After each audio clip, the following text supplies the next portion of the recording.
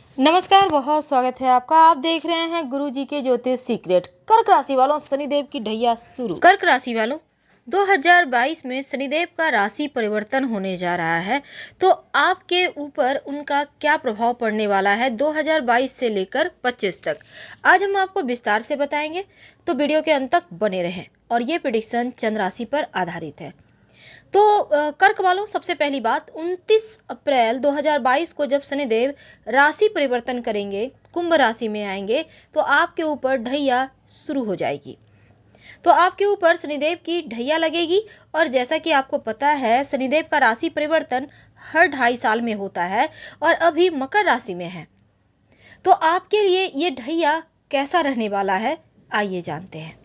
देखिए, 29 अप्रैल 2022 में जैसे ही कुंभ में जाएंगे, तो 12 जुलाई 2022 तक वो कुंभ में ही रहेंगे। इसके बाद एक बार फिर से वो वक्री होकर मकर राशि में वापस आ जाएंगे। तब यहाँ पर थोड़ा सा ढैया से राहत मिलेगा और ये राहत आपको जनवरी 2023 तक मिलने वाला है। लेकिन शनिदेव की जो ढैया है, इससे हालांकि अभी से आपको डर लग रहा होगा कि पता नहीं क्या होगा। तो क्या होगा और कैसे आप तमाम मुश्किलों से बाहर निकलें। देखिए, शनिदेव जो है ना, सभी 9 ग्रहों में सबसे मंद गति से चलने वाले ग्रह हैं और एक राशि से दूसरी राशि में जाने के लिए लगभग 2.5 साल का भी समय लेते हैं। वैदिक ज्योतिष कहता है कि शनि ग्रह जो है बीमारी और दुख देने वाले हैं, तकनीकी क्षेत्र से लाभ कराने वाले हैं, लोहा तेल के कारक है और जेल यात्रा के भी कारक ग्रह शनि ही है। और शनिदेव की महादशा 19 सालों तक चलती है। वैसे तो शनिदेव यहाँ पर जो न्याय के देवता हैं, व्यक्ति को उनके कर्मों के अनुसार ही अच्छा और बुरा फल देते हैं। और शनि की बुरी दृष्टि जिस भी व्यक्ति के ऊपर पड़ती है, उनके जीवन में परेशानियां बढ़ जाती है, बनते हुए काम बिगड़ जाते हैं, नौकरी में बाधाएं आती हैं, स्वास्थ्य में समस्या होती है। और शनिदेव का अशुभ होने की निशानी ये भी है कि आपको आपके व्यक्ति के जो है बुरे दिन वो थोड़े से परेशान करते हैं। लेकिन जब शुभ हो तो आपके जीवन में अचानक से सब कुछ अच्छा होने लगता है। अब चूंकि शनि का राशि परिवर्तन 29 अप्रैल को जो होगा, ये आपके लिए बहुत महत्वपूर्ण है। और आपके ऊपर जो ढैया शुरू होगी 29 अप्रैल से, जैसे ही वो कुंभ राशि में आएंगे, तो ये ढैया आपके जीवन में कितना बदलाव लेकर आएगा। क्योंकि मिथुन राशि से ढैया समाप्त होगी और कर्क राशि पर शुरू हो जाएगी। तो कर्क वालों के जीवन में इसका प्रभाव क्या होगा, तो आज हम चलिए जानते हैं विस्तार से। देखिए, ज्योतिष में 9 ग्रहों में सबसे नुकसानदेह या लाभकारी ग्रह शनिदेव है। यानी देने पर आ जाए तो छप्पर फाड़ खजाने खोल देंगे, और लेने पर आ जाए तो बड़े से बड़े पद प्रतिष्ठा सब रखा रह जाएगा और आपके पास कुछ नहीं रहता। तो नकारात्मक प्रभाव आर्थिक रूप से भी कमजोर करता है, करियर, शिक्षा, नौकरी, विवाह के मामलों में भी नुकसान पहुंचाता है। और अगर चूंकि आपके जीवन में इस तरह की कोई भी बाधाएं आ रही है, घटनाएं हो रही हैं, तो इसका मतलब है कि शनिदेव का नकारात्मक प्रभाव चल रहा है।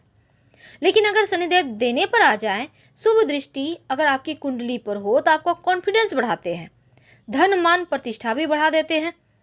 और इसमें चूंकि नकारात्मक प्रभाव जीवन में तब पड़ता है जब गोचर में नकारात्मक रूप से वो चल रहे हों। तो अगर आपकी कुंडली में शनिदेव आपके शुभ भाव में बैठे हैं, क्योंकि शनिदेव जिस भी भाव पर बैठते हैं, घर में बैठते हैं, उस घर को रोशन करते हैं, लेकिन जिस पर दृष्टि डाल देते हैं उसको तबाह कर देते हैं। तो शनि आपके चरित्र का भी प्रभारी होता है। ऐसे में शनिदेव खुश होंगे या नाराज, ये आपके कर्मों पर भी निर्भर करता है। तो चलिए जानते हैं, 17 जनवरी 2023 से शनिदेव एक बार फिर से कुंभ राशि में जाएंगे, तो आपके ऊपर जो ढैया है वो एकदम से धड़ल्ले से चलेगी और आपका 2025 तक ये ढैया रहेगी। तो कर्क वालों, शनिदेव आपके 7वें और अष्टम भाव के स्वामी हैं। सप्तम भाव जो विवाह का, पार्टनरशिप का भाव है।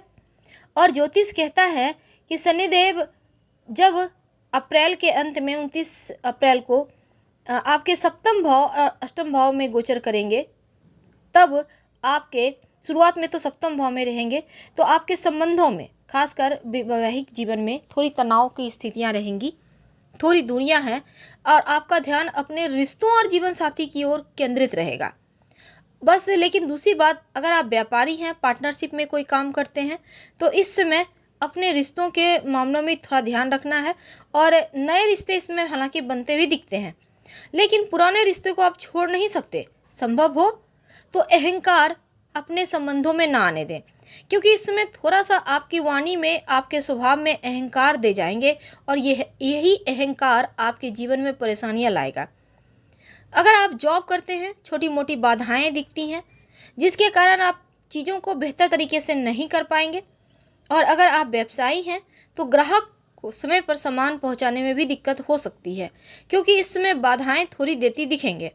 हालांकि धन के मामलों में चीज़ें अच्छी है, कहीं ना कहीं से आप दैव योग से धन प्राप्त कर ही लेंगे और आप कोई बड़ा खर्च भी इस समय नहीं करेंगे, क्योंकि आपके पास धन आता रहेगा और खर्च भी नहीं होंगे। स्वास्थ्य की बात करते हैं तो स्वास्थ्य उत्तम रहेगा, लेकिन थोड़ा सावधान भी रखना है। जो मिडिल एज के व्यक्ति हैं वो अपनी पुरानी समस्याएं, जो भी आपको अभी तक परेशानी है स्वास्थ्य में, उसको लेकर थोड़ा सावधान रहिए। इस समय आप एक चांदी की छोटी सी बॉल, चांदी की छोटा सा बॉल गोल ऐसा आप अपने पर्स में रखें, तो शनि का जो दुष्प्रभाव है वो थोड़ा कम आप पर असर डालेगा। तो यह थी कि आपके ऊपर 2022 में क्या होगा। लेकिन एक और बात देखिए, अब सवाल ये है कि आपकी कुंडली में शनिदेव कहाँ बैठे हैं, क्योंकि उसी अनुसार ही आपके जीवन में इसका प्रभाव पड़ता है। क्योंकि कुंडली में 12 भाव होते हैं और शनि का किसी विशेष भाव में विराजमान होना आपको लाभ करवाता है तो हानि भी करवाता है। अगर आपके लग्न में बैठे हैं तो आपको किसी से झगड़े लड़ाई नहीं करना चाहिए, किसी से भी बैर नहीं रखना चाहिए। अगर धन भाव में बैठे हैं, द्वितीय भाव में, तो लालच नहीं करना चाहिए, काम बिगड़ जाएंगे। तृतीय भाव में बैठे हैं तो आप घर में अंधेरा कोना कहीं भी ना रखें, हर जगह रोशनी रखें। अगर चतुर्थ स्थान पे बैठे हैं तो घर खरीदने से, नया घर अपने नाम से खरीदने से बचिए। अगर आपके पंचम भाव में बैठे हैं तो किसी नए निर्माण से बचिए। अगर आपको करना भी है तो आप अपने बच्चों या जीवन साथी के नाम से करें।